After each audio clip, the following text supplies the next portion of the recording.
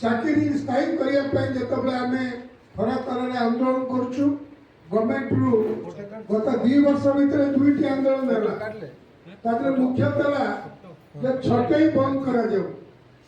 2 ଜଣ ଆସିଲେ ଗୋଟେ ମିନିଷ୍ଟ୍ରି କମିଟି ହେଲା, ଆମକୁ ଡକାଗଲା, ଆମେ ନିଜର ଦୁଃଖ ଜଣେଇଲୁ, ଆମକୁ କୁହାଗଲା ମାସକ ଭିତରେ ମୁଖ୍ୟମନ୍ତ୍ରୀଙ୍କ ସହିତ ଆଲୋଚନା ହେବ। ମାସେ ଯାଇକରି ବର୍ଷ ହେଲା ନକରି ଆମେ ପୁଣି ଆନ୍ଦୋଳନ କଲୁ। ମାର୍ଚ୍ଚ 10 ତାରିଖରେ ଆନ୍ଦୋଳନ କଲୁ। ମାର୍ଚ୍ଚ 10 ତାରିଖ ଆନ୍ଦୋଳନ 19 ତାରିଖ ରାତିରେ ମୁଖ୍ୟମନ୍ତ୍ରୀ ଡାକିଲେ। ରାତି 11ଟାରୁ 12ଟା 13 ପର୍ଯ୍ୟନ୍ତ ডিসকশন ହେଲା। এই ଯୋଉଟା mission director national health mission ସେ ଏମିତି ବରାବର ପର୍ଯ୍ୟାୟକ୍ରମେ ଛଟେଇ ନିର୍ଦ୍ଦେଶ ଦଉଛି। ସେ ବିରୋଧ ପ୍ରକାଶ କଲେ ମୁଖ୍ୟମନ୍ତ୍ରୀ। ତାଙ୍କ କାର୍ଯ୍ୟାଳୟର ଆଡିସନାଲ ସେକ୍ରେଟାରୀ କହିଲେ ତୁରନ୍ତ ଗୋଟେ ନୋଟ ଦିଅ ସବୁ ବିଭାଗକୁ ଛଟେଇ ହେବେ ନାହିଁ ଏବଂ 2 ମାସ ଭିତରେ ଗୋଟେ ମିନିଷ୍ଟ୍ରିଆଲ କମିଟି ଆମ ସ୍ଥାୟୀ ସମ୍ପର୍କରେ ବିଚାର କରିବେ। ଆମେ ଲଗାତାର ଭାବରେ ଦୌଡ଼ୁଛୁ। ସ୍ୱାସ୍ଥ୍ୟ ମନ୍ତ୍ରୀ ଆମକୁ ଧରାଛୁଆଁ ଦେଉନାହାନ୍ତି। ଆଇନ ମନ୍ତ୍ରୀ ଯିଏ ଆମକୁ କୋଅର୍ଡିନେଟ୍ କରୁଥିଲେ, ଆମେ ଆଇନ ମନ୍ତ୍ରୀ କହିଲୁ, ଆଇନ ମନ୍ତ୍ରୀ ତାକୁ କହିଲେ ଯେ ଆପଣ ମୋ ସହିତ ଟିକେ ଚାଲନ୍ତୁ, ଆମେ ମୁଖ୍ୟମନ୍ତ୍ରୀ ପାଖକୁ ଯିବା। ସ୍ୱାସ୍ଥ୍ୟ ମନ୍ତ୍ରୀ ଧରାଛୁଆଁ ଦେଉନାହାନ୍ତି। ଅନ୍ୟ ମନ୍ତ୍ରୀ 2 ଜଣ ହଁ ମାରିଛନ୍ତି, କିନ୍ତୁ ସ୍ୱାସ୍ଥ୍ୟ ମନ୍ତ୍ରୀଙ୍କ ପାଖକୁ ଗଲାବେଳକୁ ତାଙ୍କ ଗେଟ୍ରେ ତାଲା ଖୋଲୁନି। ସେ କଥା ବି ଆମେ ଆଇନ ମନ୍ତ୍ରୀ କହିଲୁ ଯେ କେବଳ କିଛି ନିର୍ଦ୍ଦିଷ୍ଟ ଲୋକଙ୍କୁ ଡାକିକିରି ଘଣ୍ଟା ଘଣ୍ଟା ଆଲୋଚନା କରୁଛନ୍ତି, ଅସହାୟ ଲୋକଙ୍କ କଥା ଶୁଣୁନାହାନ୍ତି। ଆର ମୂଳରେ କୋଉ ତତ୍ତ୍ୱଟି ଅଛି ଆପଣମାନେ ଜାଣନ୍ତୁ। ଯଦି ବାସ୍ତବିକ ଆପଣମାନେ ସାମ୍ବାଦିକତା କରୁଛନ୍ତି, ଆମେ ଓଡ଼ିଶାର ନାଗରିକ, ଏଇମାନେ 8 ବର୍ଷ ଧରି ସରକାରୀ ଅର୍ଥର ସୁବିନିଯୋଗ ହବ। 700 ମେଡିକାଲରେ ଆମ ପିଲା କାମ କରୁଛନ୍ତି, ଧାରାବାହିକ ଭାବରେ କାମ କରୁଛନ୍ତି। ରୋଗୀମାନେ ଯେଉଁମାନେ ସ୍କିମ୍ ଜରିଆରେ ଯାଉଛନ୍ତି, ସେ ବିଏସ୍ୱାଇ ହଉ କି ବର୍ତ୍ତମାନ ଆୟୁଷ୍ମାନ ଯୋଜନା ହଉ, ସେ ଯୋଜନାର ଫଳ କେମିତି ଲୋକଙ୍କ ପହଞ୍ଚିବ, କେମିତି ମେଡିକାଲ ବାଲା ନ ଠକିବେ, କେମିତି ତାକୁ ସେଠାକାର ଦଲାଲ ମାନେ ଶୋଷଣ ନ କରିବେ, ପୁରା ଗୋଡ଼େ ଗୋଡ଼େ ଜଗିଥିଲେ ଆମ ପିଲା। ସରକାରଙ୍କର କୋଟି କୋଟି ଟଙ୍କାର ସମ୍ପତ୍ତି ହଡ଼ପରୁ ବଞ୍ଚଉଥିଲେ। ଏବେ କ'ଣ ହେଇଛି? ସେଇ କଥାରୁ ଏ ଯୋଉ ଶୋଷଣମୁଖୀ କର୍ପୋରେଟ ମେଡିକାଲ ମାନେ ଏମାନେ ମାଳିକି ଛେଳି ଅଡୁଆ ଭଳି ବା ଛେଳିକି ମାଳି ଅଡୁଆ ଭଳି ଏମାନେ ରହିଲା ବେଳକୁ ମେଡିକାଲରେ ଦଲାଲ ମାନେ ସରକାରୀ ବ୍ୟବସ୍ଥାରୁ କେମିତି ଅଧିକ ଉତ୍ପାଦନ କରିବେ, ତାଙ୍କ ଉପରେ କିଛି ଲଗାମ ରହିବ ନାହିଁ। ସେଥିପାଇଁ ଲବି କରି ଗତ 4-5 ମାସ ତଳେ ଏହି ସ୍ୱାସ୍ଥ୍ୟ ମନ୍ତ୍ରୀଙ୍କ ପାଖରେ ଲବି କରିଛନ୍ତି। ସ୍ୱାସ୍ଥ୍ୟ ମନ୍ତ୍ରୀ ଯେତେ ଏଜେନ୍ସି ସ୍ୱାସ୍ଥ୍ୟ ବିଭାଗରେ କାମ କରୁଛନ୍ତି ତାଙ୍କୁ ଡାକି ବାର୍ଗେନିଂ କରିଛନ୍ତି। এইটা সত কথা। এমানଙ୍କର পেট পাଟଣା, ଏମାନଙ୍କର ଅନେକ ଅଭିଯୋଗ ଅଛି। ଏମାନେ ବିଜେଡି ପିଲା, ଏମାନେ ଯଦି ବିଜେଡି ପିଲା, ତମେ କ'ଣ ସ୍ୱର୍ଗରୁ ନା ଇଭିଏମ୍ ତମକୁ ଭୋଟ ଦେଲା? ଇଏ ଗୋଟେ ମନ୍ତ୍ରୀ, ଏଠି ଯୋଉ ପ୍ରଶାସିକା ଅଛନ୍ତି, ଯୋଉ ବୁନ୍ଦାଟି କେତେ ବର୍ଷ ରହିଲେଣି ସେଠି, ଆଶ୍ୱସ୍ତି ଯେ ଆଇଛନ୍ତି, ଯାହାଙ୍କ ବେଳେ ଦୁନିଆ କେଳେଙ୍କାରୀ ହେଲା। अरे बाबू, आमे ओडिशार नागरिक, सरकार को जी आसब, आमे विजु स्वास्थ्य कल्याण कथा बुझुलु, एवं आयुष्मान बलबंधना एगुला सब आम बुझुचु।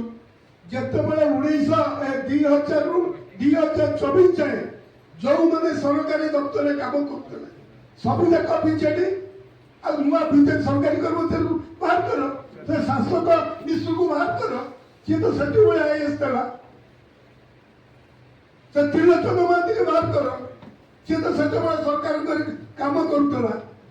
जी से सरकार समय निजुक्ति पाई, से स्थायी हो अस्थायी हो समस्ते बीजेडी, क्या नहीं तुम नुआ निजुक्ति कर सब बीजेपी वाला रखीच। आम आपण माध्यम जन दौचु जे आम सरकार पाखर आम ए कथा मुख्यमंत्री की भी जनइलु, स्वास्थ्य सचिव को जनइलु, NHM mission director Brinda D से किसी बुझेनी हर मास्टर वॉइस ये मास्टर जहाँ निर्देश देवे सी आउ किसी भल मंद विचार कर से भावुं आम संख्यार कम आम सिंहासन दौड़ नहीं पारूनी आम कामुड़ी दबू आम तुमको क्षताक्त करदेबू आम पेटू दाना छड़े आमको 8 वर्ष पर आम कौन जीवु आम सामाजिक जीवन विपन्न हम कि नहीं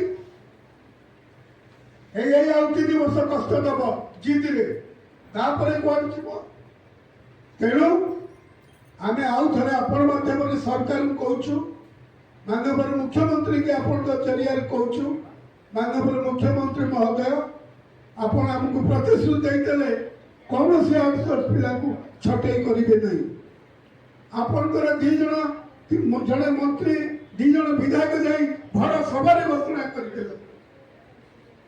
आपण को मु 19 तारीख दिन राति 11 ରୁ 12 पर्यंत आलोचना करते आपण प्रतिश्रुति देते गत 15 दिन तले आपण देखा कली आपण कहले मु से व्यवस्था तुरंत करूची यही से सरकार बेले मात्र 397 जन छटे होते ये डबल इंजिन कहते आमर पैसा नहीं अरे सी तो सिंगल इंजिन रे जिते लोक रही विभिन्न कारण मात्र 397 जन छटे होते ये सरकार आइला पूरे 7002 वर्ष छटे गलानी विचार करंतु ये डबल इंजिन ना पोको किया एकदम फालतू इंजिन 2 टाका इंजिन ओकानी मुझे अनेक कथा जानी खोलि आज स्वास्थ्य मित्र को बाहर करने साहस माने तुम कॉर्पोरेटर मेडिकल ओनर मान द्वारा प्रभावित पाखु चांदा खाई पाखु प्रोत्साहित करने पिला तुम छटे नोटिस देछ तेणु जहाँ तो आंदोलन तरीका स्थिर हम हम मु व्यक्तिगत भाव में मिशन डायरेक्टर घर आगे बासगृह आगे बसबी धारणा देवी देखा कौन कर केते बांध केते जन गिरफ कर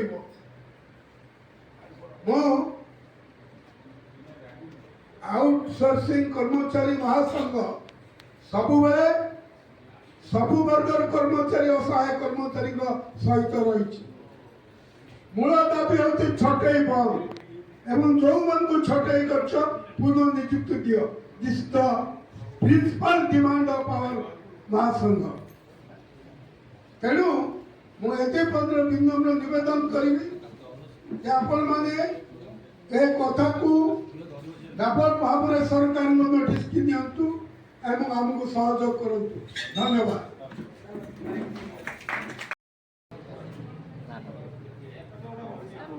मैडम आपण कार्य करते 8 वर्ष काम कले बर्तमान छटेईर नोटिस खाई कौन कहवाक चाहिए सरकार आम 8 वर्ष काम कलापर जदि आज आमको सरकार छटई करने चाहूँगी आम 1000 पिला हेलुणी ऑल ओडिशा रे 993 रु ऊर्ध्व पिला आम अच्छी बर्तमान सिचुएसन आम माने प्रत्येक जिते युवक युवती आम अच्छु समस्ते well educated graduation with well experience computer literacy जदि शिक्षित पिला गवर्नमेंट चाकरी बाहर करदेव ताले निजुक्ति देवे क्या आम मैंने कम कर 8 वर्ष है कम कलुनी एवं तो अलग जॉब अप्लाई भी करें बहुत अनेक बयस भी पड़ेगलानी रोगी सेवा आम कर हेल्प डेस्क रही प्रत्येक क्षेत्र में रोगी मान सहयोग आम कर गोटे एक्सीडेंट केस जब पेसेंट गोटे आसूँ हॉस्पिटल एडमिट होती से प्राइवेट हॉस्पिटल केबे भी पचारे कि तुम कार्ड अच्छी कि नहीं किंतु आम हेल्प डेस्क थी आग से कथा बुझुचु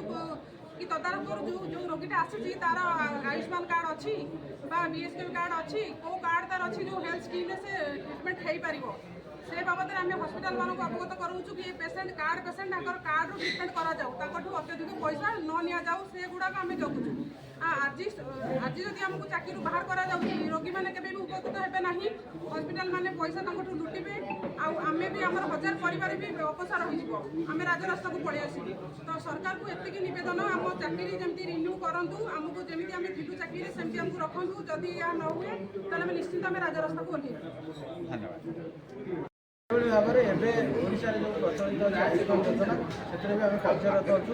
ସମାନ କାମ ଆଉ ସମାନ ସୁବିଧା ଆମେ ଯୋଗାଇ ଦେଉଛୁ ପେସେଣ୍ଟମାନଙ୍କୁ। ଆମ ରୋଲ୍ ଆଉ ରେସ୍ପନ୍ସିବିଲିଟି ହେଲା କି ଆମେ ପେସେଣ୍ଟମାନଙ୍କୁ ଯେତେବେଳେ ଗୋଟେ ସାଧାରଣ ଗରିବ ପେସେଣ୍ଟଟି ଗାଁରୁ ଆସେ ହସ୍ପିଟାଲକୁ ଟ୍ରିଟମେଣ୍ଟ ହେବା ପାଇଁ, ସେତେବେଳେ ସେ ଜାଣିଥାଏ କେବଳ ତାର କାର୍ଡ଼ ଅଛି, କିନ୍ତୁ କାର୍ଡ଼ ବିଷୟରେ ଜାଣିନଥାଏ ଯେ କାର୍ଡ଼ରେ କେମିତି ପ୍ରୋସେସ୍ ହୁଏ, କେମିତି ତା ଯେଉଁ ପଇସା ଡିଡକ୍ଟ ହୁଏ, ତାକୁ କେମିତି ପ୍ରପର ପ୍ରୋସେସ୍ରେ ଟ୍ରିଟମେଣ୍ଟ କରାଯିବ ସେ ବିଷୟରେ ଜାଣିନଥାଏ। ସେହି କାମଗୁଡ଼ିକ ଆମେ କରୁଥିଲୁ ଏବଂ ରୋଗୀମାନଙ୍କୁ ଆମେ ପ୍ରତିଦିନ ଯେତିକି ରୋଗୀ ଆସୁଥିଲେ ତାଙ୍କୁ ବୁଝାଉଥିଲୁ କି ଆପଣଙ୍କର ସରକାର ଏଇ ଯେଉଁ କାର୍ଡ଼ଟି କରିଛନ୍ତି, ଏ କାର୍ଡ଼ଟି ସମ୍ପୂର୍ଣ୍ଣ ମାଗଣାରେ ଆପଣଙ୍କର ଟ୍ରିଟମେଣ୍ଟ ହେବ। ଆପଣଙ୍କୁ ହାତରୁ କୌଣସି ପଇସା ଖର୍ଚ୍ଚ କରିବାକୁ ପଡ଼ିବ ନାହିଁ। ଆପଣ ଏଠି ଆମେ ଆପଣଙ୍କ ପାଇଁ ଗଭର୍ଣ୍ଣମେଣ୍ଟରୁ ପୋଷ୍ଟିଂ ହେଇଛୁ, ଗଭର୍ଣ୍ଣମେଣ୍ଟ ତରଫରୁ ଅଛୁ, ଗଭର୍ଣ୍ଣମେଣ୍ଟର ଲୋକ ଆପଣଙ୍କୁ ସହାୟତା କରିବେ। ଆମେ ହସ୍ପିଟାଲର ଲୋକ ନୁହେଁ କି ହସ୍ପିଟାଲଠୁ ଦରମା ପାଉନାହୁଁ। ସେହି କାମରେ ଆମେ ନିୟୋଜିତ ଥିଲୁ ଦୀର୍ଘ 8 ବର୍ଷ ଧରି। ବର୍ତ୍ତମାନ ଆମକୁ 6ଟି ନୋଟିସ୍ ଆସିଛି, ଯାହା ଗୋଟେ ନିନ୍ଦନୀୟ କଥା। ବର୍ତ୍ତମାନ 8 ବର୍ଷ ଆମେ ସ୍ୱାସ୍ଥ୍ୟ ବିଭାଗର ଗୋଟେ ଗୁରୁତ୍ୱପୂର୍ଣ୍ଣ ବିଭାଗ। ଓଡ଼ିଶାରେ 70% ଲୋକ ସ୍କିମ୍ରେ ଅନ୍ତର୍ଭୁକ୍ତ ହୋଇକି ଟ୍ରିଟମେଣ୍ଟ ହେଉଛନ୍ତି। ଯଦି ସେ ଜାଗାରେ ଆମର ରୋଲ୍ଟା ଆମର ଯେଉଁ କାମଟି ଅଛି ସେଥିରୁ ଯଦି ଆମକୁ ଛଟେଇ କରିଦିଆଯାଏ, ତାହେଲେ ସାଧାରଣ ଓଡ଼ିଆ ଲୋକମାନେ ହଇରାଣ ହେବେ। ଘରେ ଘରେ ରେସନ୍ କାର୍ଡ଼ ଅଛି, ଘରେ ଘରେ ଆୟୁଷ୍ମାନ କାର୍ଡ଼ର ହୋଲ୍ଡର ଅଛନ୍ତି। ସେମାନେ ଯେତେବେଳେ ପ୍ରାଇଭେଟ୍ ହସ୍ପିଟାଲକୁ ଆସିବେ, ଏ ଯେଉଁ ପ୍ରାଇଭେଟ୍ ହସ୍ପିଟାଲ ମାନେ ଅଛନ୍ତି ସେମାନେ ଜୁଲମ କରିବେ, ତାଙ୍କ ମଧ୍ୟରୁ ପଇସା ଶୋଷଣ କରିବେ। ଟେଷ୍ଟ ବାବଦକୁ, ମେଡ଼ିସିନ ବାବଦକୁ, ଖାଇବା ବାବଦକୁ। ଯେଉଁଟା ଆମେ ଠେଙ୍ଗା ପକାଇକି ଜଗୁଥିଲୁ, ଚାକିରି କରୁଥିଲୁ, 8 ବର୍ଷ ହେବ ଠେଙ୍ଗା ପକାଇ ଜଗୁଥିଲୁ କି ସରକାରଙ୍କର ପଇସା ତୁମେ ନେଇପାରିବନି, ସରକାର ରାଜ୍ୟକୋଷରୁ ଅଧିକ ପଇସା ଖର୍ଚ୍ଚ ହେବ ନାହିଁ, କିମ୍ବା ପେସେଣ୍ଟଟି ହାତରୁ ପକେଟରୁ ପଇସା ଖର୍ଚ୍ଚ ହେବନି। ଆମେ ଠେଙ୍ଗା ଧରି ଜଗିକି ବସିଥିଲୁ ପ୍ରାଇଭେଟ୍ ହସ୍ପିଟାଲରେ 8 ବର୍ଷ ହେବ। ଯଦି ଆମକୁ ହଟେଇ ଦିଆଯାଏ, ତାହେଲେ ସେ ପ୍ରାଇଭେଟ୍ ରୋଗୀମାନଙ୍କର ଅବସ୍ଥା କ'ଣ ହେବ? ସେ ସାଧାରଣ ଲୋକଟିଏ ଯିଏ ଜାଣିନାହିଁ, ସେ ଭୁବନେଶ୍ୱର ସ୍ମାର୍ଟ ସିଟି ଆସିବ କି କଟକ ଭଳିଆ ବଡ଼ ବଡ଼ ପ୍ରାଇଭେଟ୍ ହସ୍ପିଟାଲ ମାନଙ୍କୁ ଆସିବେ, ତାହେଲେ ସେମାନେ କେଉଁ ଶୋଷଣର ଶିକାର ହେବେ ଆପଣମାନେ ଚିନ୍ତା କରନ୍ତୁ। ଆମେ ଆପଣଙ୍କ ମାଧ୍ୟମରେ ସାଧାରଣ ଲୋକମାନଙ୍କୁ ଏବଂ ସରକାରଙ୍କୁ ଏ ଜିନିଷଟା ଅବଗତ କରୁଛୁ କି ଆ ଉପରେ ଆପଣ ଚିନ୍ତା କରନ୍ତୁ କି ଏ ଜିନିଷଟା ଯଦି ଘଟେ, ଆମମାନଙ୍କର ଯଦି ଛଟେଇ କରାଯାଏ, ତାହେଲେ ସିଧାସଳଖ ଭାବେ ସ୍କିମ୍ର ନାଁ ଖରାପ ହେବ, ଯୋଜନାର ନାଁ ଖରାପ ହେବା ସହିତ ସାଧାରଣ ଲୋକମାନେ ଆ ଦ୍ୱାରା ପ୍ରଭାବିତ ହେବେ। ଏଇଟା ଗୋଟେ ଗୁରୁତ୍ୱପୂର୍ଣ୍ଣ ଜିନିଷ। ଏବେ ଅଳ୍ପ ସଂଖ୍ୟକ ଆମେ ପିଲା ଅଛୁ, 993 ପିଲାରେ ଓଡ଼ିଶାର ସ୍ୱାସ୍ଥ୍ୟ ବିଭାଗର ଗୋଟେ ଆୟୁଷ୍ମାନ କାର୍ଡ଼ର ଟ୍ରାନ୍ସପାରେନ୍ସିର ଦାୟିତ୍ୱରେ ଆମେ ଅଛୁ, ଯେଉଁଟା ଆମର 8 ବର୍ଷ ପରିଶ୍ରମ ଏକ୍ସପିରିଏନ୍ସ ବି ଅଛି। କେତେ ଟଙ୍କା ଆପଣମାନେ ପାରିଶ୍ରମିକ ପାଉଥିଲେ? ଆମର ଯେତିକି ପାରିଶ୍ରମିକ ଅଛି, ଆମର ଡେଲି ୱେଜେସ୍ ହିସାବରେ ଆମେ ଆପଏଣ୍ଟମେଣ୍ଟ ନେଇଛୁ। ସମାନ କାମକୁ ସମାନ ଦରମା ବି ଆମକୁ ମିଳୁନାହିଁ, 8 ବର୍ଷ ହେବ ଆମେ ବି ପାଇନାହୁଁ। ବର୍ତ୍ତମାନ ଯେତିକି ଡେଲି ୱେଜେସ୍ର ଯାହା ସ୍କିମ୍ ଅଛି ସେଇ ହିସାବରେ ଆମେ ପାଉଛୁ। ନିର୍ଦ୍ଦିଷ୍ଟ ଭାବରେ ଏବେ କ'ଣ ଦାବି ରଖୁଛନ୍ତି ସରକାରଙ୍କ ପାଖରେ ଆପଣ? ଆମେ ଏ ସରକାରଙ୍କ ପାଖରେ ଦାବି କରୁଛୁ କି ଆମେ ସରକାର ପାଇଁ ଦିନ ରାତି କୋଭିଡ଼ ସମୟରେ ବି ନିଜ ଜୀବନକୁ ବାଜି ଲଗାଇ କାମ କରୁ, ଆପଣଙ୍କୁ ସହଯୋଗ କରୁ, ଆପଣ ସରକାର ଚଲେଇବାରେ ସ୍କିମ୍ ଚଲେଇବାରେ ଆପଣମାନଙ୍କୁ ସହଯୋଗ କରୁ। କିନ୍ତୁ ବର୍ତ୍ତମାନ ଆମକୁ ଯେଉଁ ଛଟେଇ କରାଯାଉଛି, ସ୍କିମ୍ ତ ବନ୍ଦ ହେଉନି। ଯଦି ଗୋଟେ ସ୍କିମ୍ ବନ୍ଦ ହେଉନି, ଗୋଟେ ଯୋଜନା ବନ୍ଦ ହେଉନି, ତାହେଲେ ଯୋଜନାରେ କାର୍ଯ୍ୟରତ ଥିବା ପିଲାମାନଙ୍କୁ କାହିଁକି କାଢ଼ି ଦିଆଯାଉଛି? ଆମକୁ କାଢ଼ି ଦେଇକି ଆପଣମାନେ କ'ଣ ଦର୍ଶାଇବାକୁ ଚାହୁଁଛନ୍ତି? ତେଣୁ ଆମର ମୁଖ୍ୟ ଦାବି ଏହା ଅଛି, ଯଦି ଆମକୁ କାଢ଼ି ଦିଆଯାଏ ଏବଂ ସରକାର ଯଦି 3 ଦିନ ଭିତରେ ଆମ ସହିତ ଆଲୋଚନା ନ କରନ୍ତି କିମ୍ବା କିଛି ଗୋଟେ ନିର୍ଦ୍ଦିଷ୍ଟ ନିଷ୍ପତ୍ତି ନ ନିଅନ୍ତି, ତାହେଲେ ଆଗାମୀ ଦିନରେ ଆମେ ରାଜରାସ୍ତାକୁ ଆସିବୁ ଏବଂ ସାଧାରଣ ଲୋକମାନଙ୍କୁ ପ୍ରତିଟି ଗାଁ ପଞ୍ଚାୟତ ସାରା ବୁଲି ବୁଲି କହିବୁ କି ଏଇ ଯୋଜନାରେ ଆମମାନଙ୍କୁ ହଟେଇ ଦିଆଯାଇଛି, ଆପଣମାନେ ହଇରାଣ ହେବେ। ପ୍ରତିଟି ହସ୍ପିଟାଲରେ ବି ଆମେ କହିବୁ କି ଲୋକମାନଙ୍କୁ ହଟେଇ ଦିଆଯାଇଛି, ଆମ ସ୍ୱାସ୍ଥ୍ୟ ମନ୍ତ୍ରୀମାନଙ୍କୁ ହଟେଇ ଦିଆଯାଇଛି, ଯେଉଁଟା ସବୁଠୁ ବଡ଼ କରପସନ୍। ଆଗକୁ ଯାଇ ଯେଉଁଟା ସବୁଠୁ ବଡ଼ କରପସନ୍ ହେବ, ଏ ପ୍ରାଇଭେଟ୍ ହସ୍ପିଟାଲ ମାନେ କରିବେ। ସେମାନେ ଚାହୁଁଛନ୍ତି ଆମେ ଚାକିରିରେ ନ ରହୁ, ଆମେ ଚାକିରିରେ ନ ରହିଲେ ସେମାନେ ଚୋରି କରିବେ, ସେମାନେ ଲୋକମାନଙ୍କୁ ଅତ୍ୟାଚାର କରିବେ, ତାଙ୍କ ପକେଟରୁ ପଇସା ଖର୍ଚ୍ଚ ହେବ, ସାଧାରଣ ଲୋକମାନେ ହଇରାଣ ହେବେ। ମୁଖ୍ୟ ଦାବି ହେଉଛି ସେଇଟା କି ଆମକୁ ଛଟେଇ ନ କରାଯାଉ, ପୂର୍ବପରି ଯେମିତି ଆମେ ସେବା ଯୋଗାଉଥିଲୁ ସେମିତି ସେବା ଯୋଗାଇବୁ, ଲୋକମାନଙ୍କୁ ସାହାଯ୍ୟ କରିବୁ।